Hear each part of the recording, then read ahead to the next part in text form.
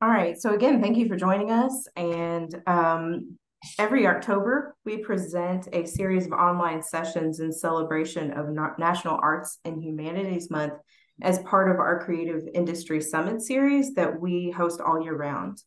Admittedly, it's been a while since we've offered something like this that's specific and technical for visual artists. And I am pleased to turn this over to Becky Alley, and who will be taking you from start to finish in the process of exhibiting artwork.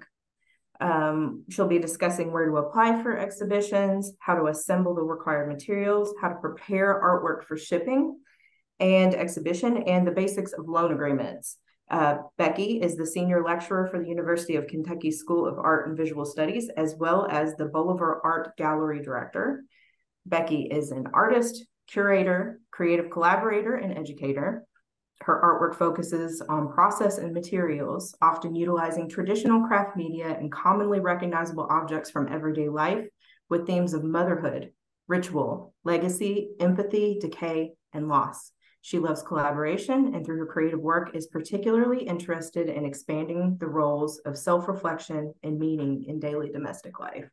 She's exhibited her work both nationally and internationally, has worked as a gallery and exhibitions director in both university and nonprofit gallery settings, and has taught courses including drawing, professional practices, exhibition practicum, and gallery and curatorial studies.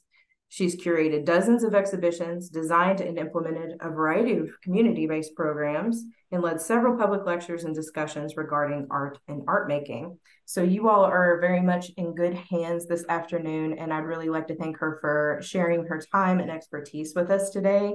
And we also want you all to have a chance to ask questions of Becky, but we are going to save the Q&A until the end. So please put your questions in the chat for that portion. And one of the Kentucky Arts Council staff, Dave Blevins, will be monitoring that chat, and we will host that Q&A towards the end. So Becky, whenever you're ready.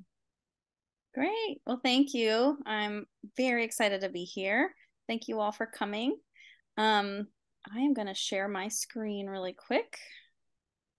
And is this looking okay for everybody? Thumbs up? Okay, good. Well, yes, so my name is Becky Alley. I am a gallery director currently at the University of Kentucky. My background has been as an artist. This is some of my work, just to give you a sense. I tend to work pretty non-traditionally, sculpture, installation stuff, but I have worked in a gallery setting, nonprofits and university galleries, and have installed literally thousands of pieces of art, anything from non-traditional stuff like this to pretty straightforward pieces. Not only have I installed them, I've issued many calls for entry, done a lot of shipping and packing and unpacking of artwork and all the things we're going to talk about. So let's get started. So I wanted to go through sort of the beginning of, if you want to look for a place to show your work, the starting spot would be to figure out places that are looking for artwork. So I just wanted to list some of these. These are all pretty well known, pretty common, these three, especially this one, Cafe, it's called, but it stands for Call for Entry. And it's a really great site where lots and lots of calls for entry are posted. So I just quickly wanted to go onto it here. I won't go on all of those links. You can, do that on your own time. But this is what the site looks like. And what you do on this site is you set up a profile and you can log in, and it allows you to save calls if you find calls that you like and that you want to enter. It also allows you to upload some of your information so that if you find shows that you want to apply to, the site already has that stuff there. So it makes it really easy. And you can also search, the calls. So you can look here at the call type. If you want to do exhibitions, if you want to do competitions, specifically photography, anything like that, you can You can sort by entry fee, location, all kinds of things. You can do keywords here if you want to just look for painting shows or whatever, but it's a great site.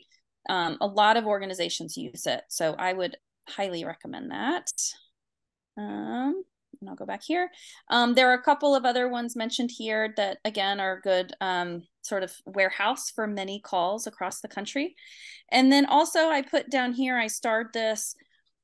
Often your local or regional organization will have an email list or a newsletter that they put out frequently with calls listed that they hear about, whether it's ones that they're doing or they just hear about them from their networks, and they'll include it in those newsletters. So I would definitely recommend doing that. I live in Lexington, so I know of a couple of organizations here in town, Lex Arts and Arts Connect, that both have kind of email newsletters that they send out with national calls on there. So,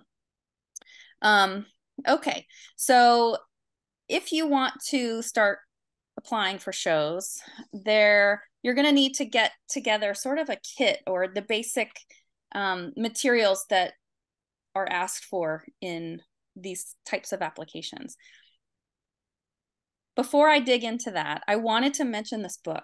This is a book that I highly recommend called The Artist's Guide. It's by Jackie Battenfield. You can get it on Amazon.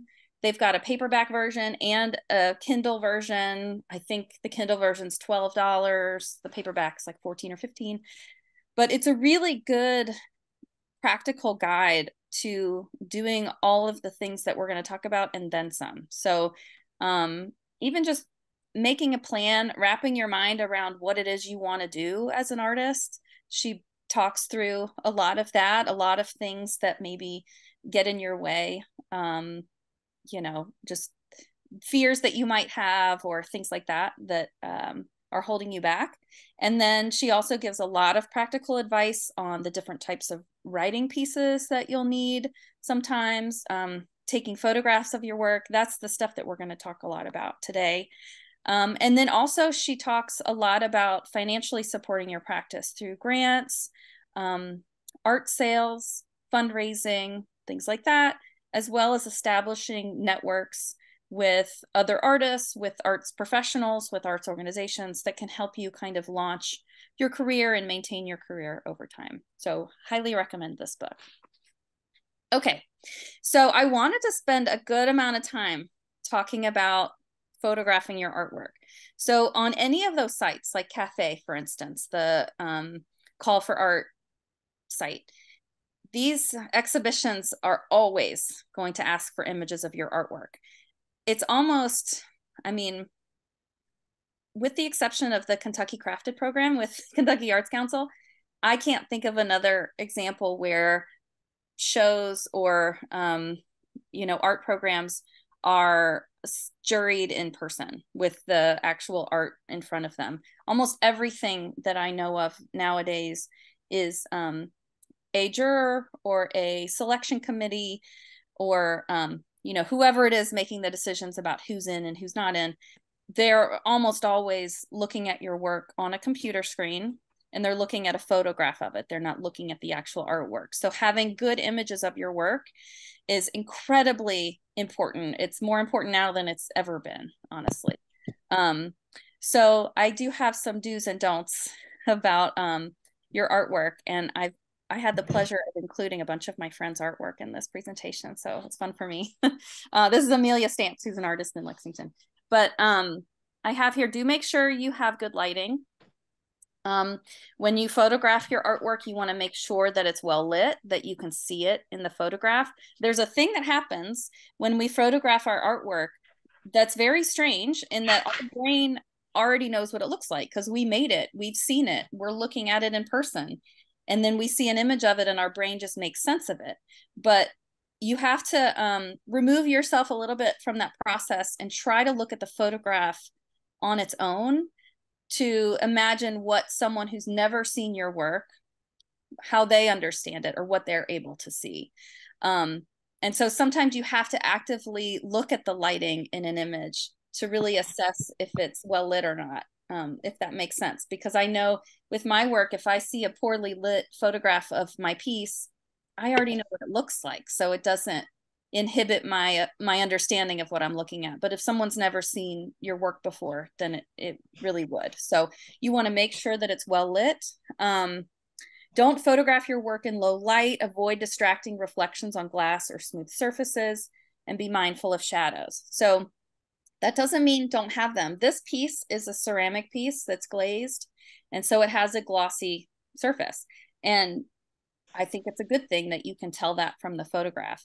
What you don't want to do is have glare, or you want to look at what those reflections look like in the photograph.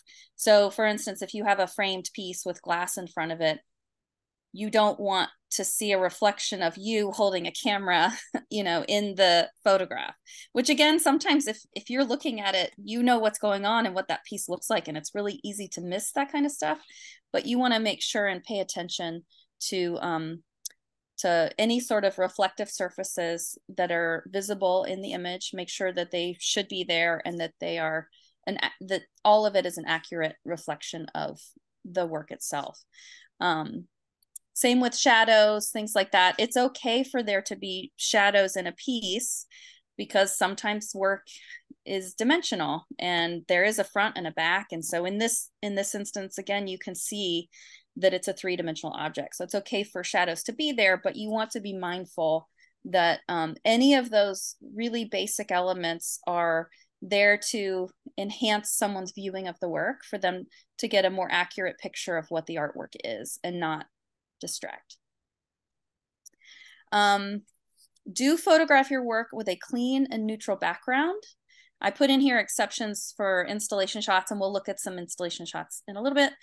And don't photograph your work on a messy surface or with distracting background clutter. This is my friend Felicia. She teaches in Richmond, Kentucky, and she's a jewelry artist. And I included these images because she's sort of done this in a few different ways. She's got these purple earrings that are photographed on a white background. She's got this necklace that has the gray background. And then one of her adorable children is modeling one of her pieces.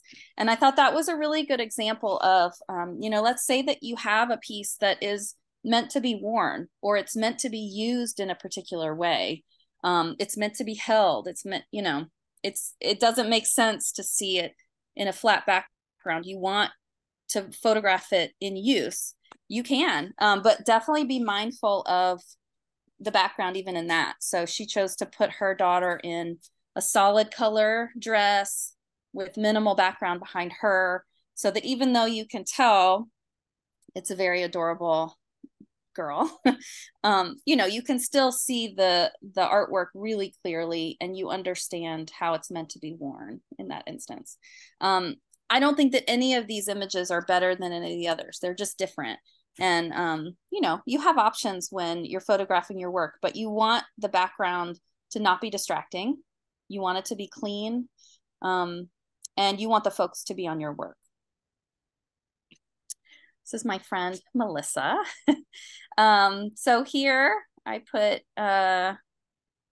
do make sure the work fills the majority of your original frame. So when you're taking a photograph and you're looking through the viewfinder, or you have your phone and you're looking at the thing that you're photographing on your screen, get as close to it as you can, because the more space it takes up in the visual field in the photograph, the more actual information you have about the artwork.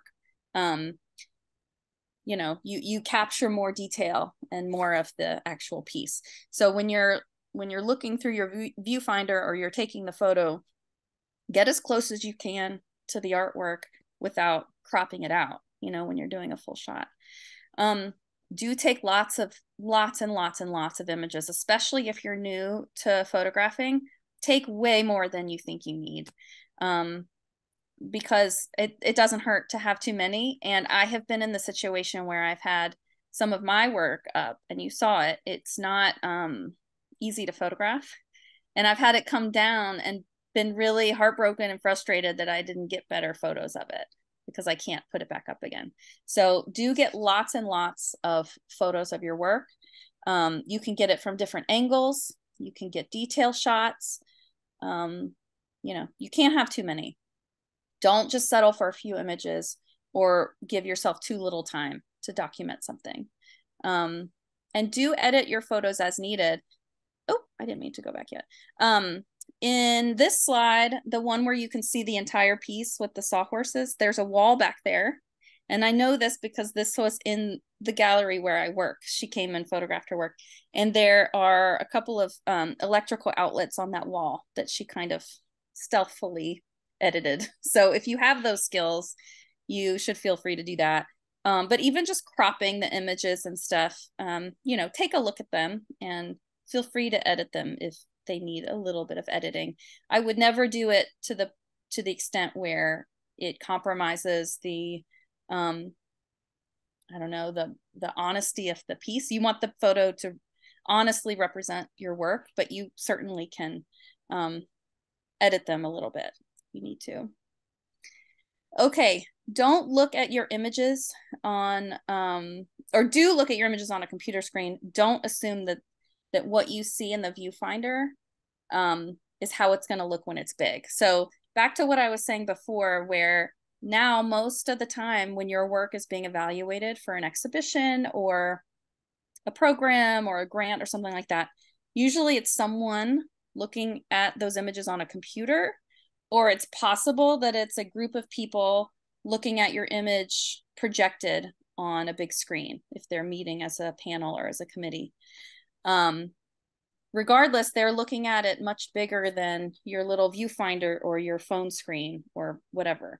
And sometimes, and these were just examples, a couple of my friends that live up in Cincinnati, this is their work, where you could look at a thumbnail of these and understand that the whole piece is captured in the frame, things like that. But they also both have some detail, some subtlety, and you want to make sure that you look at those images on at least your computer screen so that you get them off of your camera or your device and you see them bigger, the way that they will be evaluated, to make sure that your image did capture all of the detail that you need it to capture.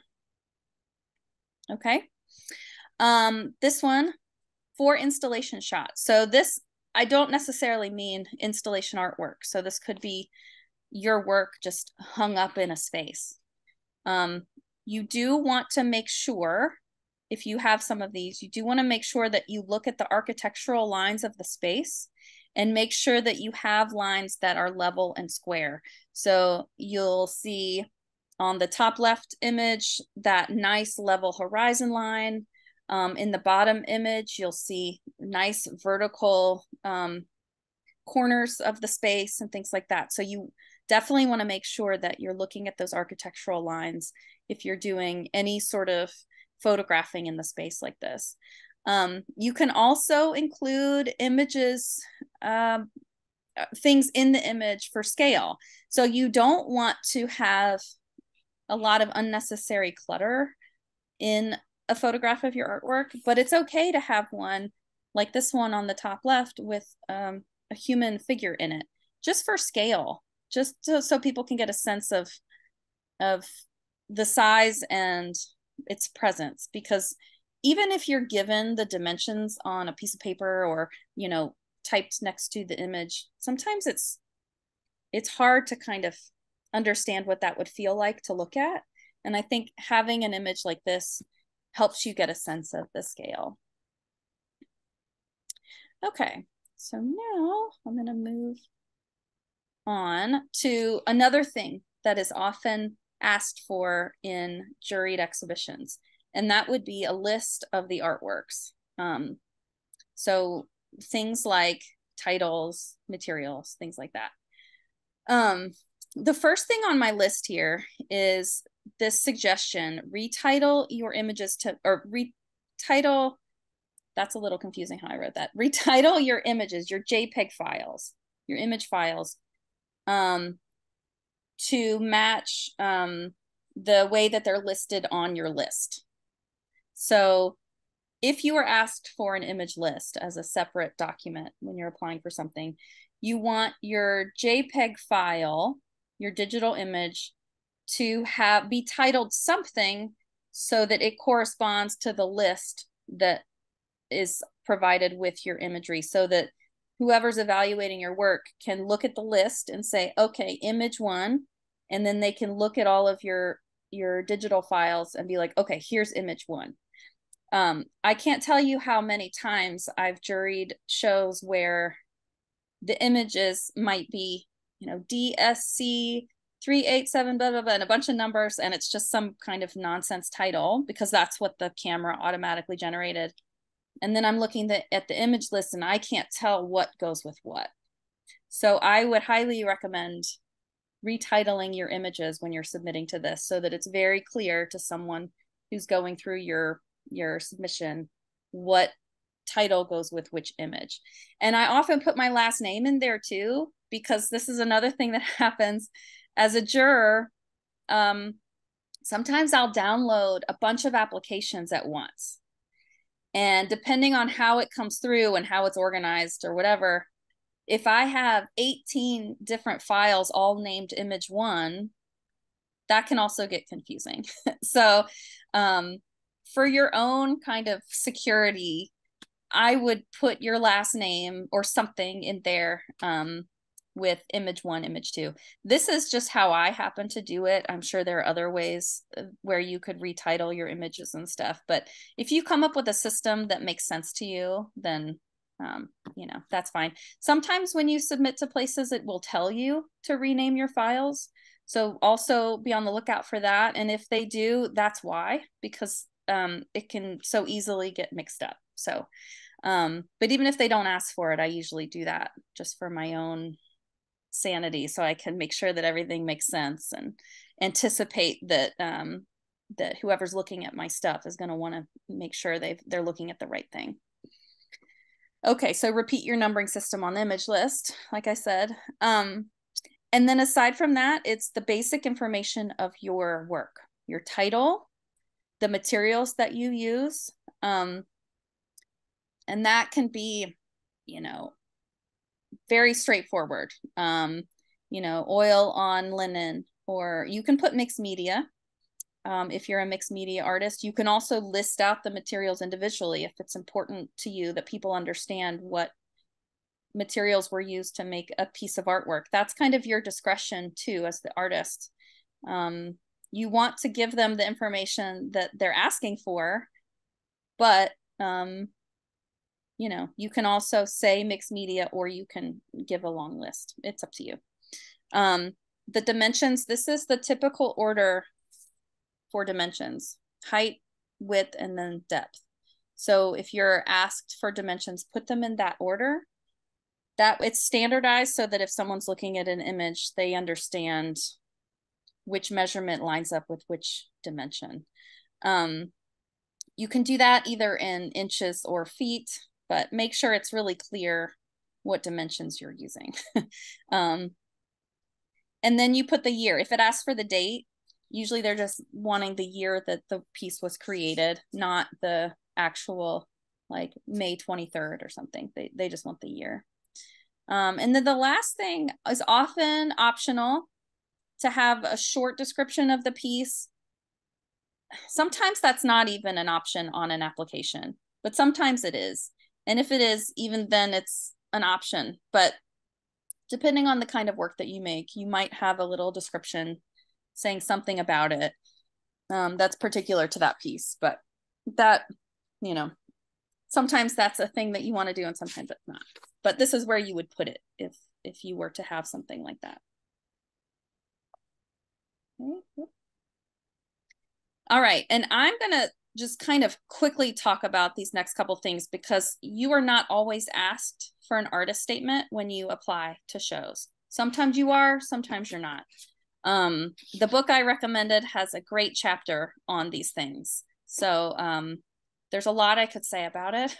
I teach a class at UK where we spend weeks working on artist statements.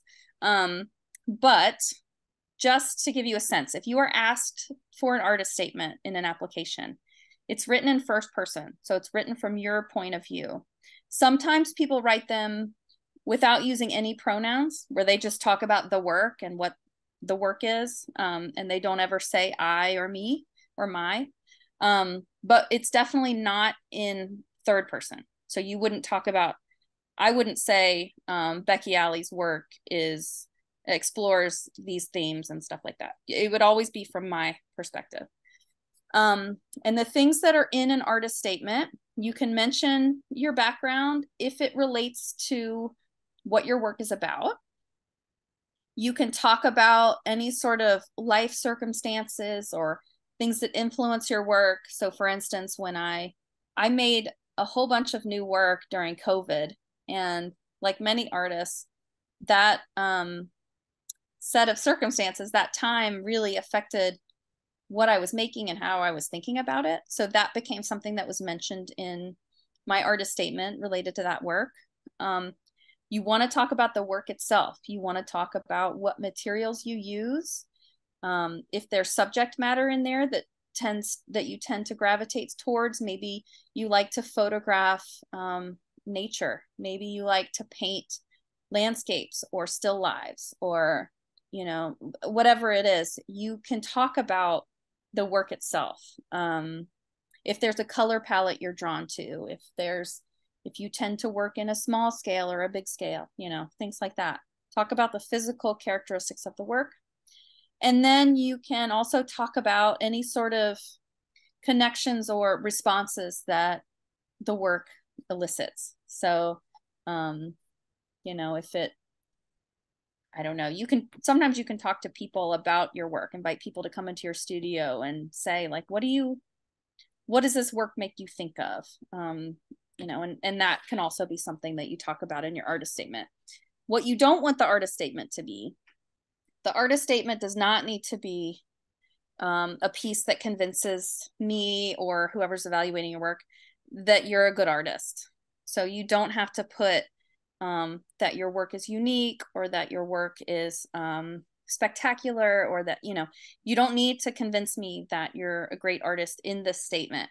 I will judge your work by whatever criteria I'm using.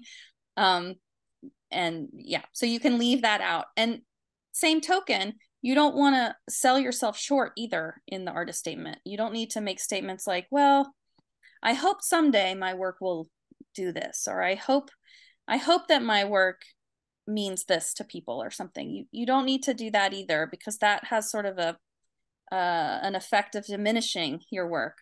Really, the artist statement is meant to be very, very practical piece of writing that helps someone understand why you made the work, what you were thinking about, and what it means to you as the artist. I think artist statements in particular can be really intimidating for artists to write, but if you sort of break it down and bring it down to earth and just think of it as, you know what, this is just a statement where I talk about what the work is and what I was thinking about when I made it. There's no judgment here about whether it's good or bad or any of that. It's just a real, like, you know, if I tell you I made a thing and I was thinking about my role as a mother when I made it, there's no one can tell me that that's wrong or that that's good or that's bad. That's just the reality of the situation. So think about that if you're ever asked to write an artist statement. Just write about what you know is true about your work. It's not up for debate. And a lot of times as artists, you know, we make art because we're visual people, and we're artists, and often we're not writers because we prefer to communicate visually and not through words. So there might be a lot about your work that you don't even know how to put into words, and that's okay. That's totally okay. Your artist statement is just, you know, what you're able to articulate that you know is true about the work. Okay. Also, CV, this is another thing that you may or may not be asked for at some point. Most people are familiar, at least, with the basic format of a CV or a resume. Just your career highlights, your credentials, that kind of thing. I just listed some of what might be on there. And then the biographical statement is another one. This is written in third person. So this is different than the artist statement. you do write it, and it's sort of odd, but you do write the statement like, Becky was born in Chattanooga, Tennessee, blah, blah, blah. You know, you write it in third person. You can talk about some of the highlights from your CV that you want to mention, like where you went to school, or if there were any important shows that you were in or grants that you received. You don't want it to be a long laundry list. People can look at your CV for that, but you can mention things that were really important to you in there. You can talk briefly about your work. Again, you don't need to go through the whole artist statement, but you could say briefly, this is the material that she or he works in. These are the themes that she or he or they, tend to gravitate towards, that kind of thing. And then you can also sometimes throw in there a little personal, like Becky lives in Lexington with her 2 dogs, 2 cats, 2 kids, and husband, whatever. You can put a little bit of personal touch on there too. And those tend to be shorter than an artist statement. Okay. So let's say you applied, you submitted really good quality images, you were selected for an exhibition. Now the question is, what do you do? How do you prepare your work for the next stage? Again, this all stuff I could talk to probably for hours and hours. So I'm just gonna go really quickly. So if you have 2-dimensional work, so work on paper, like drawings, prints, photographs, things like that, you'll want to think about, do you want to frame it? Do you want to not frame it? Do you want to use a mat or a museum board? I'm going to go back a little bit. You all probably know this, but this is a picture of a drawing that is framed with a mat around it. So the mat is the mat board around it. You can frame things with a mat or without a mat. That's up to you. The museum board looks just like mat board, but it's archival. So it doesn't have acid in it that will damage your artwork. So if you want to frame your work and you want it to last for a long, long, long time and not be damaged by the acid in the mat board, then you want to go with museum board. Of course, like any archival material, it tends to be more expensive, so it's more of an investment, but that's the difference there. And that's something, that you'll want to think about if you do go through framing your work. You can also frame it, and you all have seen this, wood, metal, all kinds of different colors and options to choose from. I have ordered frames off of Amazon. I've gotten frames at IKEA, pretty inexpensively.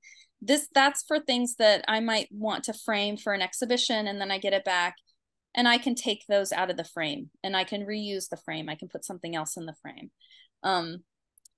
I'm being honest, if I were to frame something that I wanted to stay in the frame for a long, long time, I would probably take it to a professional framer and make sure that I invested in all of the archival materials. But you can, if you get really interested in framing, you can frame things yourself.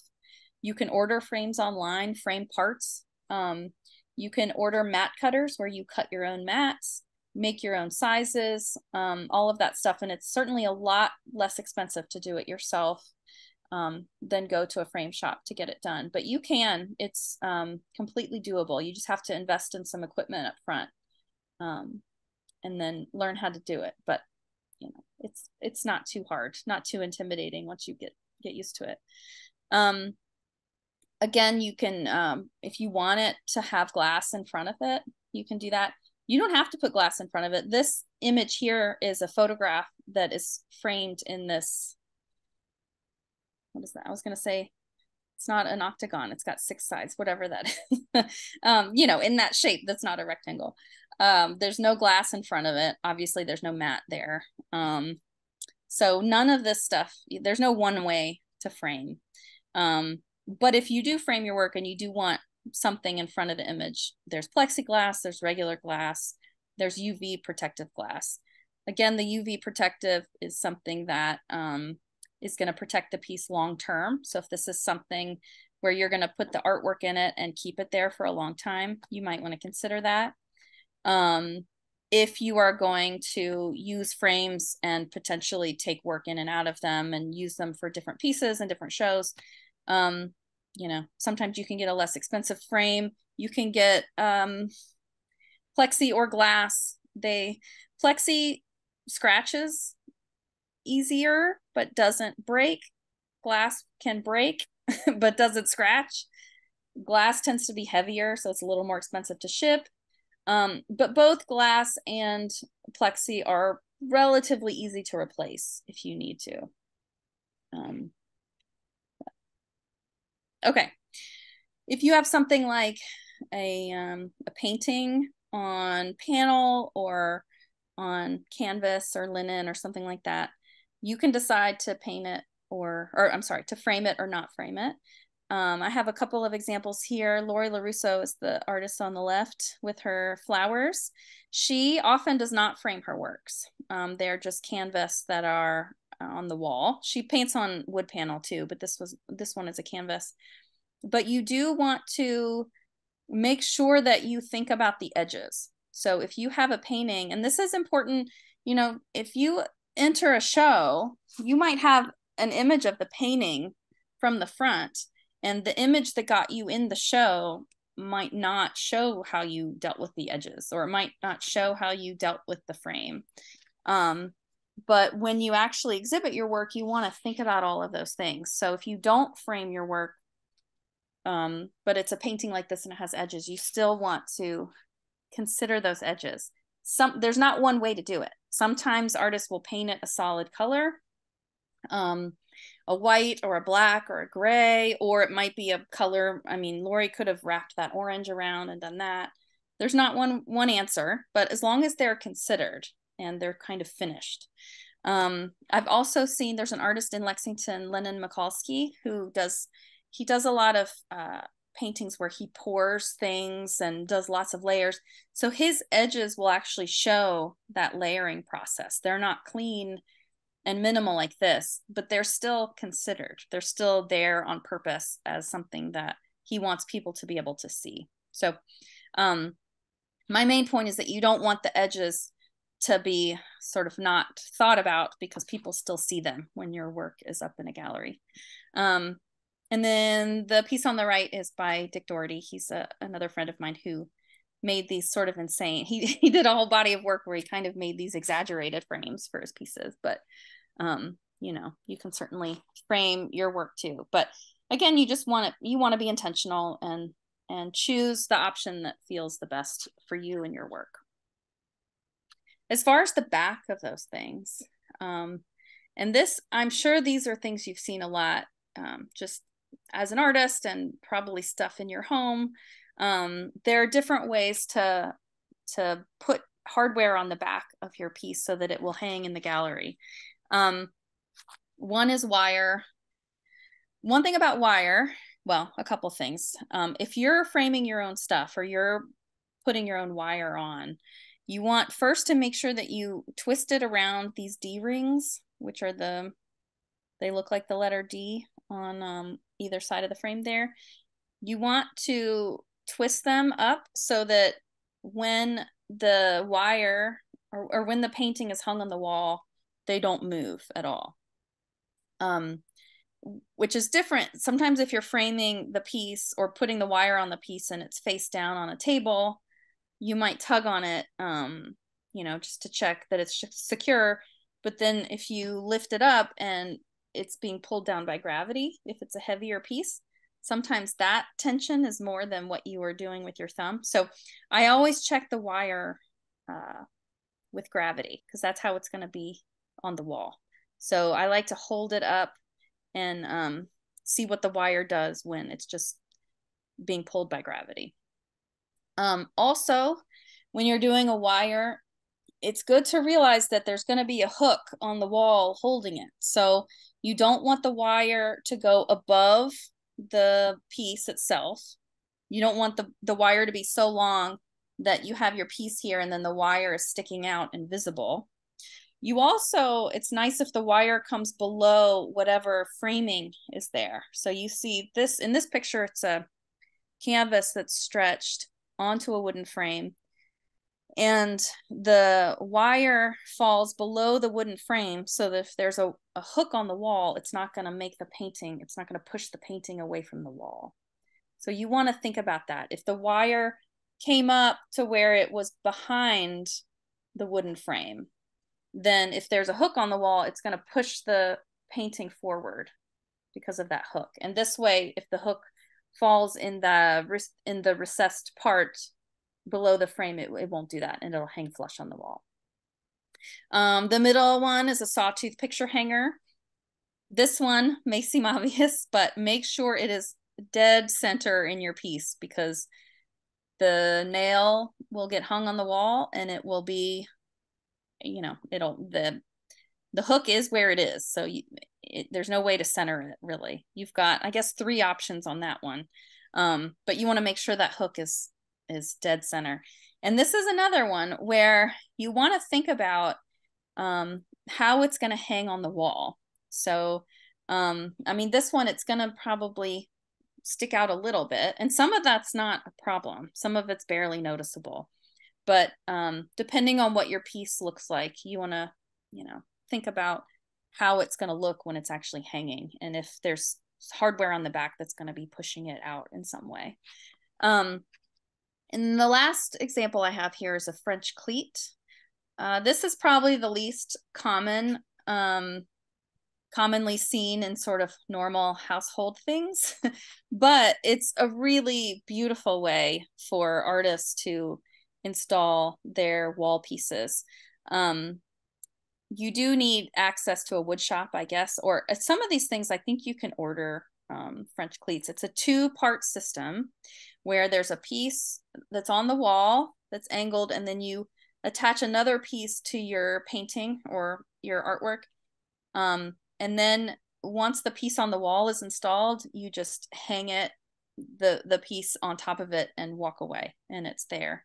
The thing I love about it is that, especially if it's a big piece, like if you have a big painting, it keeps it nice and flat and flush against the wall.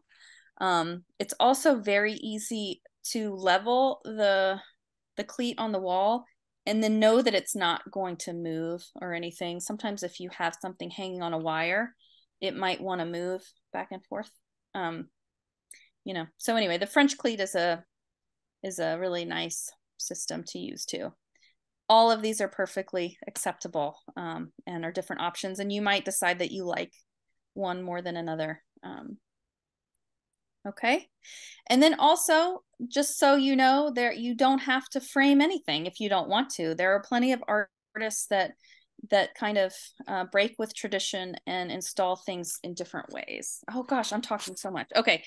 So these are just, you know, other ways, examples of other ways that you can do it. T-pins, magnets, binder clips, Velcro, clothespins.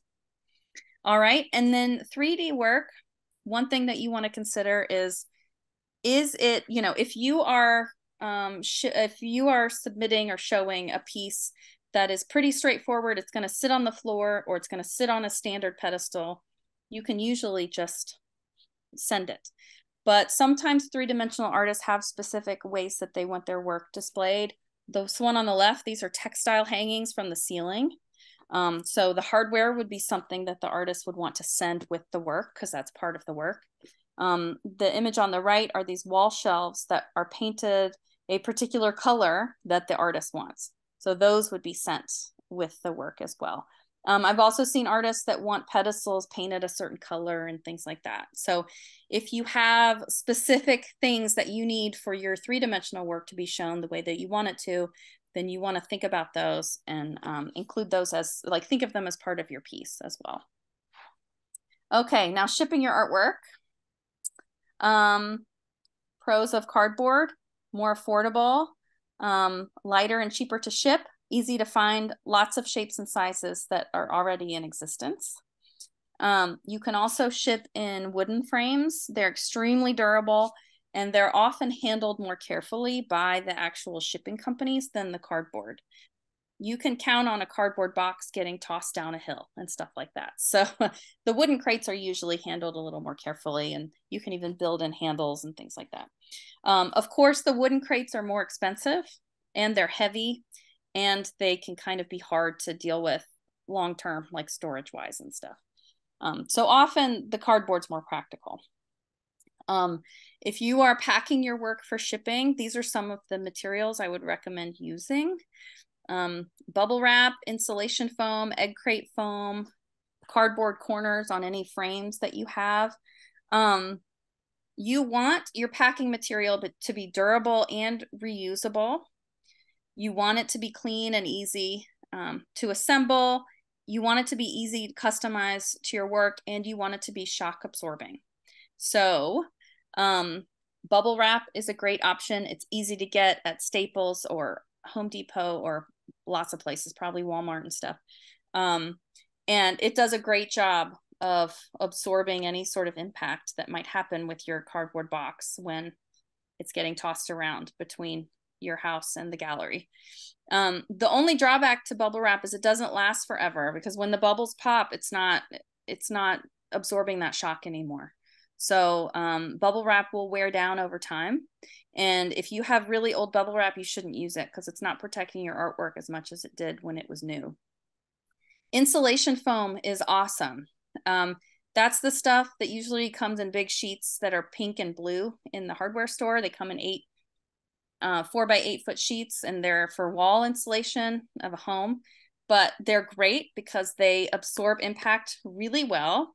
They're lightweight, so if you use them as shipping material, they're not going to weigh down the box and make it super expensive to ship. It's very easy to customize a box for your art piece. So here's an example of a sculpture that's in a box. You can imagine if you had a bunch of that material, you can just cut it with a box cutter, and you can make, you can totally surround the piece in sheets of this material, bottom, sides, top, ends.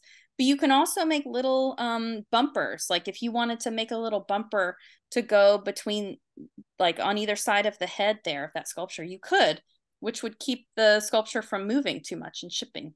You can easily just cut that material into shapes and glue it and make it, make your artwork really secure with that. There's also egg crate foam, and sometimes you can go to a place like Uline, and they have pre-made boxes already that are cardboard that open, like clamshell style open, and it's lined with this beautiful egg crate material. That's lovely. That is a more expensive option, but it's a beautiful option. Whereas I think the insulation foam is more of a do-it-yourself, but also a really great option. And then the cardboard corners I just included because you definitely want to protect your corners if you're shipping something framed. Packing peanuts are a thing that I have a really poor relationship with them as a gallery director. I do not like unpacking all these packing peanuts, and they're everywhere and they're staticky and they stick to stuff and they get everywhere.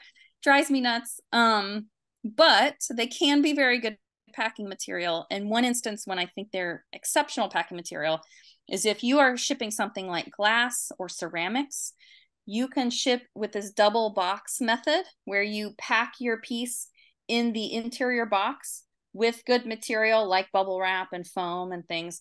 And then you put that smaller box in a bigger box and surround it with packing peanuts. And it's going to be able to take a whole lot of impact if you do it. It's a great way to ship fragile, especially fragile 3-dimensional pieces. Also in this method, the gallery director or whoever is unpacking your work is able to get it to the center box without taking all the packing peanuts out. One thing I would, not only do packing peanuts kind of annoy me just in general because they get everywhere, but it's also, you want, when you ship something, you want to make sure that the person who unpacked your work can pack it again really easily in the same way that you packed it. And sometimes if you have to dump out all the packing peanuts to get the piece out of the box, it's hard to get all the packing peanuts back the same way that they arrived. And also there's a likelihood that some of those packing peanuts get lost because they go everywhere and that person might not be diligent and get them all back to you. So that's another reason why I would consider not using packing peanuts unless it's something like this where they really are the best material. As far as protecting your pieces in the box, you want to cover surfaces of things with material like glassine paper. If you're not familiar with that, it looks a lot like wax paper, but it's not waxy. It's an archival paper. It has no acid in it. It won't damage the surface of your work. And then just sheets of plastic you can also put on artwork to kind of protect the surface of things. And I always use painter's tape because it's easy to undo it.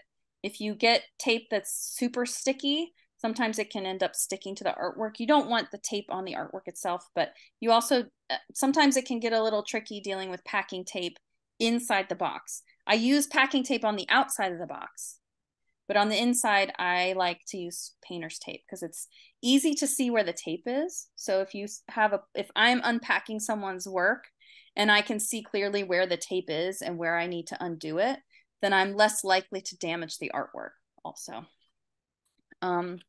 I put in here materials like craft paper and newsprint. It can work short term, but they're not archival. So there's acids and stuff in the paper that can damage your work long term. Write your name on everything on your packing materials because you want to make sure if you ship work somewhere, you want to get all of your packing materials back. So write your name on it. If possible, label with which pieces are in which box, or if you have them in a plastic sheet and then in a box, you can put the title of the piece there. You want to do as much as you can, go above and beyond to make sure that whoever packs your piece after the show is over, that they pack it exactly how you sent it, because that's the way that it's going to be the safest, is if it's packed exactly how you sent it. So label everything. You can include packing instructions inside the box, like, hey, repack it this way. Step 1, do this. Step 2, do this, so that you leave very little room for error. You tell someone exactly how you want it packed and returned to you. You can include drawings, images, photographs of how you packed it and how you want it packed. You can also include an inventory list. If you end up sending multiple pieces to a show, or even multiple pieces in multiple boxes, have an inventory list, again, so that whoever repacks your work knows which pieces go in which boxes. Okay, and this is just really quickly. When you exhibit your work, you will likely sign a contract. And there are things to look for and think about when going over that contract. Who's responsible for shipping? Who's paying for that? Are you paying for that? Are they paying for that? Are you paying for one way, they're paying for another? Figure that out. Is the artwork insured while it's in the gallery? And if so, what is your insurance value? Usually gallery spaces, they won't insure the work until it arrives on their property. So if you're shipping something, your artwork is not insured from your house to the gallery unless you purchase insurance with the shipper. So you would need to get insurance with UPS or FedEx or whoever's shipping it for it to be covered during that time when it's actually being shipped. And then the gallery may or may not have insurance on site, but that's something that you would want to know. You would also want to know the gallery, if they take commission and what percentage that is. If they sell work, that might factor into, your sale price and things like that, is the commission. That's something you want to be clear on at the beginning. And just generally, contracts, it's usually written as like the artist and then the borrower, and the borrower would be the gallery. So the contracts are written out to clarify what are the responsibilities of the artist, what are the responsibilities of the borrower. The contract should ideally cover everything, but if it doesn't, or if you aren't sure, just ask questions, because sometimes those contracts were written up by a lawyer and they can be hard to understand what exactly they're talking about or what exactly they mean. So don't ever be shy about asking questions. And then sometimes, if you're lucky, there might be room for negotiating.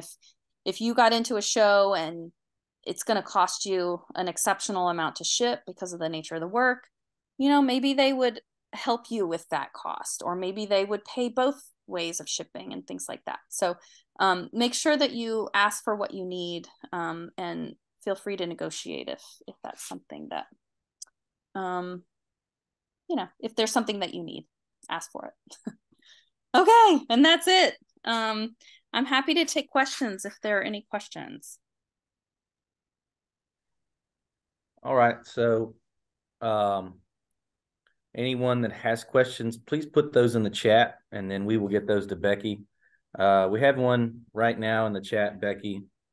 From Frank, he says, I have a mid-sized canvas with floater frame that weighs 31 pounds. I guess this needs close to a ½ inch of plywood for a shipping crate, question mark. Oh, you're asking the thickness of the plywood if you're doing yeah, I mean that's probably a good idea. I've seen people do I mean a ½ inch plywood it will make it heavier, so it'll make it more expensive to ship. I've seen people do a hybrid of cardboard and plywood, that really thin, I don't even know what it's called. It's almost like a veneer, but it's plywood. Where they will have that on, the surface, but then there will also be that cardboard to sort of help absorb some of the impact, because that's one thing about the wood is that it can splinter and crack. For sure. But I think if you want to do a crate for that size painting, that a ½ inch plywood would be a good option. He had a follow-up question about hanging hardware. Okay. It says he usually paints his canvases hanging on the wall by a wire with 2 screws. Yeah. And he says, what about, I guess, how to address it if he's putting this work in an exhibit where they're only going to use 1 hook, whereas he's put everything together doing 2 hooks. So I guess understanding that there could be slack and how to address that. So you've got 2 hooks. Well, I think you've got 2 hooks but no hanging wire. Is that right? Like so you would hang your painting with 2 screws on each D-ring? Is that I think what he's saying is when he's painting, he has a wire with 2 hangers. Oh, But yeah. what happens if he sends that to an exhibit and they're only using 1 hanger, and now he's got a lot of wire, extra wire slack? Well, if I got a painting with that, I would probably hang it with 2 hooks, or you can put a note on the back saying, hang this from 2 hooks. You can sort of account for that and give them directions. You could also install a French cleat system by the top frame if you wanted to do something like that as well and not use the wire. But it's not it wouldn't be strange at all for me to get a painting where there was some sort of little instruction that said, please hang from 2 points. And you can even put like this far, like you want 2 hooks that are this far apart from each other or something, 18 inches apart or something like that. But I would just put a little note in there so that they know to use 2 hooks instead of 1. Okay. Question from Karen. She says, I have seen that pictures will look different on different computers. Is there any way to compensate for that? There's not really. What I would say is that you want to make sure that your computer is set up to look kind of as accurate as possible.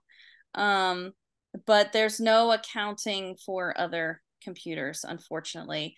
The only comfort you can take, I would say, is that if someone's computer, if the color of their screen is off in a certain way, it's going to be off for all of the images that they're looking at.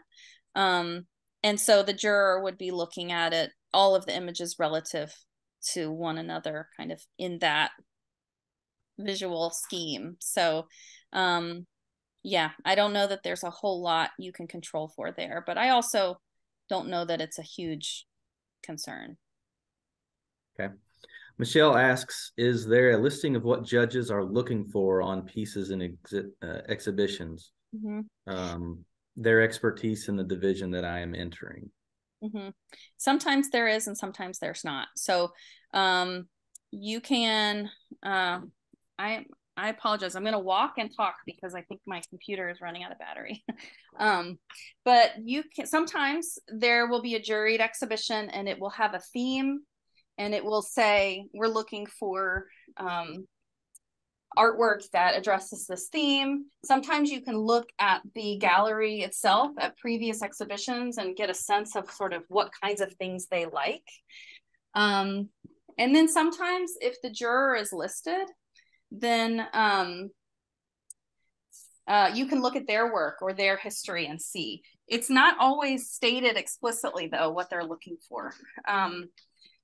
But you can sometimes get a sense just from who is involved, you know, what they might be looking for. So yeah, it just depends case by case. But it's, you know, I think the more that you are familiar with the venue that's hosting, the more of a sense you'll get of, you know, what kinds of work they're looking for and things like that. Okay. We have another question. I brought some fiber art rugs to a gallery, and then they did not hang them from static nails in the wall, from the wires on the back of the rugs. Instead, they hung them from wires from the ceiling, and the rugs slumped because the gallery did not use nails or screws in the wall. Should I have found out that they only hang from wires beforehand or demanded that they be hung from nails? I would say that's a good question. And I think artists should always feel empowered to ask questions about how their work's going to be installed. You may, if there's a particular way that you want it installed, you should provide the hardware and say, and instructions and say, this is how you install this piece. But, you know, if how a work is installed in a gallery space is part of the artwork. So you are absolutely entitled to know how it's going to be installed and to give direction on that, because yeah, because that's part of the work. It's like finishing the work is putting it in a gallery space. So definitely ask questions. And if there's a specific way you want it done, then provide the hardware and instructions on how to do it. Okay, thanks. Another question. There are times I have a gallery that would like to see my website. I watermark my art on the website. What is your opinion of watermarking? I don't have any problem with watermarking. I mean, that would be a way for people to not steal your images, right? That's the idea, I assume. Yeah, and I would put in there that if in watermarking, you want to make sure that it's subtle enough that you can still appreciate the work rather than it being so much that it kind of defeats the purpose of having good images on your website of your artwork. Yeah, that's definitely a good point. Yeah, but I don't have any problem with watermarking in general. Yeah.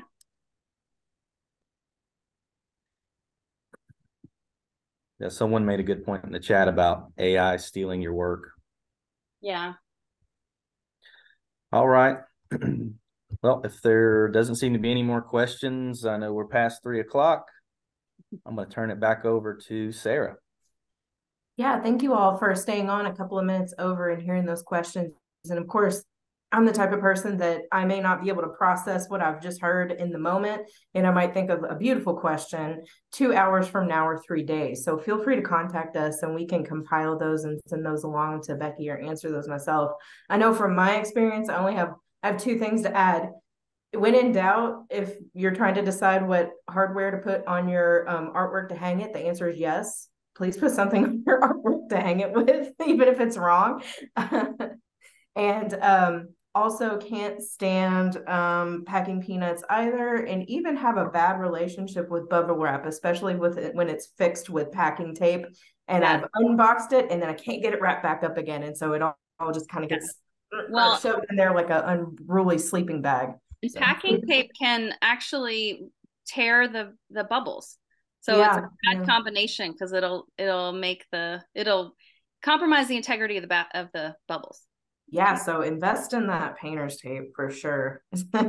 So thank you all again. I didn't introduce Dave. I meant to do that, but Dave is our arts marketing director here at the Arts Council. He works primarily with visual artists through the Kentucky Crafted program, so a lot of you all already probably know him. So thanks for doing those questions. I have a little poll for everybody. It is very quick. It's just 2 questions. Basically, how'd you hear about this, and what do you want to hear more about? But it looks like we are logged in as the Arts Council from 2 devices, and it won't allow me to do that. So we're going to do a follow-up, just a quick survey, and Becky has kindly offered to let us have our her PowerPoint slides, so we'll include that as a little bonus to answer a couple of questions. You get the PowerPoint slides to go with it. So I have a few announcements to share. I want to let you know that next Wednesday, October 25th at 10 Eastern, we'll be presenting another session called Literary Morning with 2 2023 Individual Artist Fellowship recipients. It's very different from this one, but it's still going to be enjoyable for a broad audience. We're asking you to help us welcome our newest fellowship and award recipients in the literary arts. We want you to hear their words and learn from each of them about their approaches to their craft. This is a great opportunity for other literary artists to build community and learn how to create a writing discipline in their own lives, but it's also enjoyable for anyone who just appreciates the written word. And then the following week on Tuesday, October the 31st at 1 p.m. Eastern, we'll have a session on advocacy for nonprofit arts organizations. We've invited Kentuckians for the Arts to talk about advocating for public policy that supports the arts and the creative industry. This is really important coming up on an election soon. And then the General Assembly will be in session in January. So we always want the arts to be on the front of policymakers' minds. Arts organization leadership can be really powerful advocates. And through this presentation, you'll learn more about how to build the capacity of your staff and your board to make advocacy a part of your organization's culture, not just an afterthought and also not something that's burdensome, but just something that's part of what you do and second nature. And then lastly, I'd like to tease a Kentucky Artcast episode that will be coming out at the end of the month. The theme will be fitting for the season here in October, and you won't want to miss it. You can go directly to kyartscast.ky.gov to listen to that. And I won't keep you any longer. And thank you again for joining us. Thank you, Becky, for everything you shared today. It was very helpful. Thank you all so much for having me. Thank you.